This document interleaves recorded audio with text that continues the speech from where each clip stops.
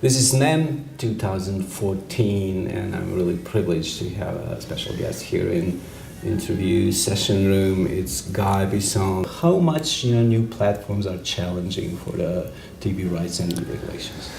I think they're challenging. I think what they've done is shaken up the industry in terms of the way that content can be delivered, the way that content can be discovered to find things to watch, and the mode of watching. But I think in the rights market, they are certainly struggling to get the premium, the very top tier content. The people from this region, they sometimes complaining that everything is overrated and bureaucratic and so over-regulated. Do you have that opinion that there is some markets that regulation is kind of overrated?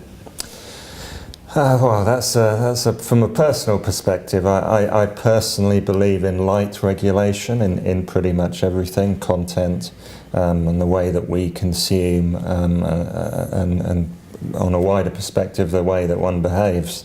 But it very much varies by market how heavy the regulation is. I don't think it's a big issue in the content market or the television market. There's a lot of self-regulation also that goes on in the on-demand space in particular. But it may be a problem in certain countries. What's the cable penetration in Eastern Europe, in some kind of perspective well, for the rest of the world? Yeah, it varies. I mean, the very high cable penetrations are in the US and places like the Benelux countries, Scandinavia to a degree. But Eastern Europe actually has a relatively high cable penetration, 40 to 50% in many markets. Cable is used for different things in different markets, and in many markets it's been used as a core way to distribute television. Could you tell us what's the key content for still audience on a or linear or new digital OTT or SVOD platform?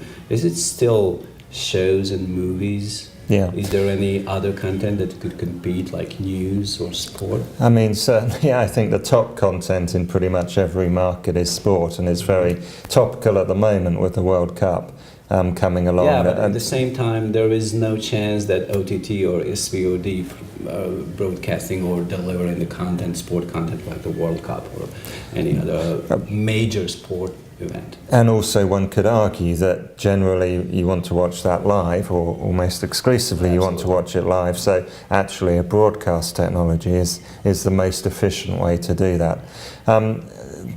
Outside of top sport, it's definitely top movies, and that's something that Netflix, for example, has had trouble getting access to. You may have heard in the panels this morning people saying, in fact our host, our moderator, saying all the movies are old and rubbish, which is open to opinion, but Netflix has trouble getting the top movies. The big blockbuster movies are still the premium content, but increasingly it's about big US series as well.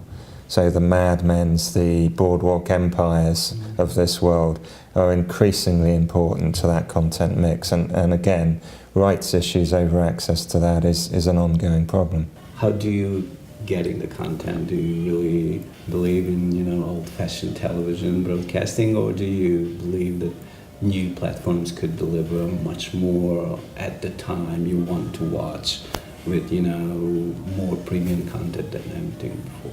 Yeah, so I'm one of the few males on the planet who doesn't watch sport and has no interest in football. So that's aside. I love movies, but I like to watch the latest movies. So I get that through a pay TV provider. In my case, it's Sky TV in the UK. But in answer to how I consume that, I almost exclusively consume it on catch-up. So I watch it when I want to watch it rather than from the linear schedule. Thank you very much.